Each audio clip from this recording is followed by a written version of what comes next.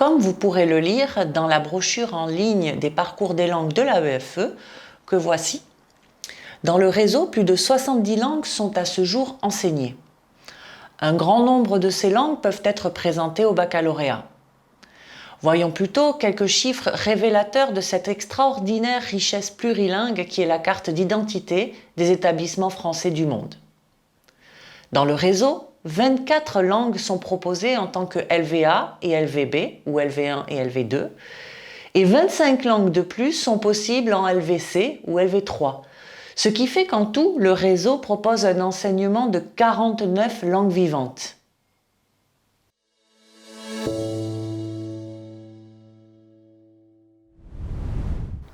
Pour favoriser le développement de la coopération bilatérale entre l'État français et le pays hôte où est établi le lycée français, la place réservée dans chaque établissement homologué parallèlement au français, à la langue, à la culture, à l'histoire du pays hôte ou du pays d'accueil est la clé de la réussite de cette relation éducative.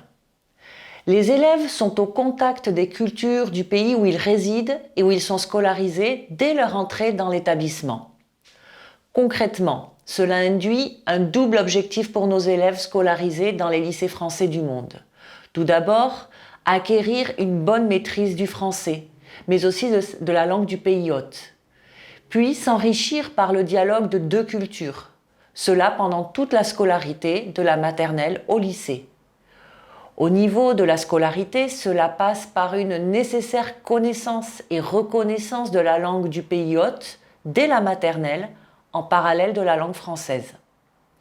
Donc, le français est bien la langue de scolarisation des élèves, c'est-à-dire que les enseignements se font en français. En ce qui concerne la langue du pays hôte, elle est enseignée en tant que matière, langue et littérature, en parallèle de la langue française, dès le plus jeune âge.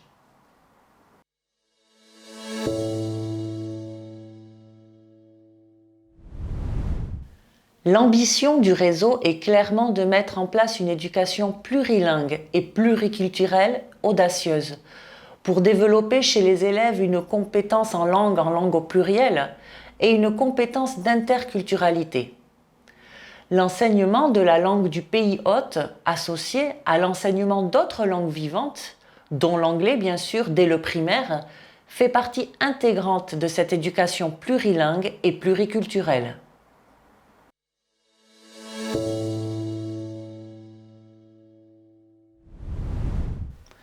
Enfin, la langue du pays hôte s'intègre pleinement dans les dispositifs linguistiques d'excellence que propose l'enseignement français.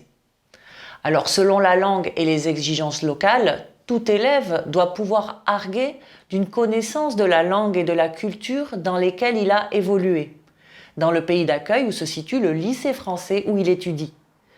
Les établissements français du monde pourront donc décider de l'ouverture de sections internationales, par exemple, dans la langue du pays hôte, ou bien de sections binationales, mais aussi de sections européennes ou de langue orientale, si cela est possible.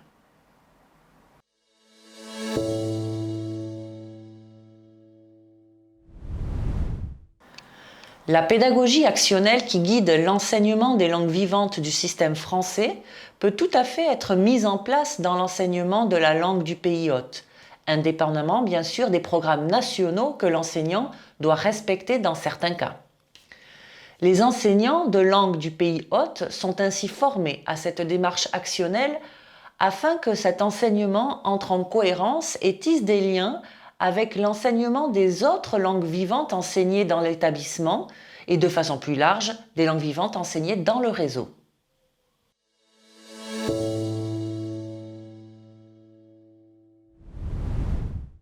D'autre part, afin de construire avec les élèves la compétence plurilingue et d'éviter aussi les doublons au niveau des contenus culturels et linguistiques, dès le premier degré, un croisement des programmes de français avec le programme de la langue du pays hôte s'effectue et le co-enseignement est bien encouragé dans le réseau.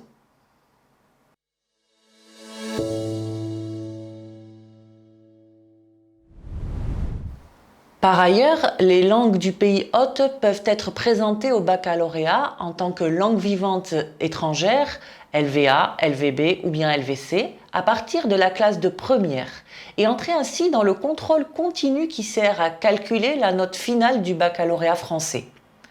De ce fait, il est nécessaire de mettre en place une pédagogie conforme au programme français, des langues vivantes et aux modalités d'évaluation de l'examen du baccalauréat, au moins dès l'entrée en classe de première, c'est-à-dire dès l'entrée en cycle terminal, mais si possible, bien sûr, encore plus tôt.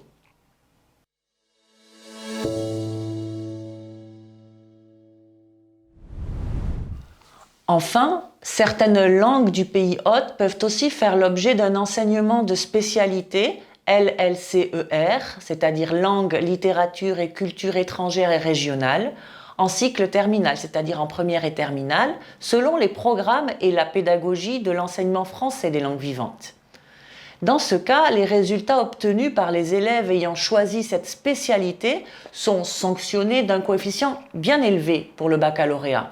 Un coefficient 8 est accordé à la moyenne de classe de première de l'enseignement de spécialité LLCER si l'élève décide de l'abandonner en fin de classe de première. Et un coefficient 16 est attribué à l'épreuve écrite et orale de la classe de terminale si le candidat décide de poursuivre cet enseignement de spécialité LLCER durant ces 2 années du cycle terminal.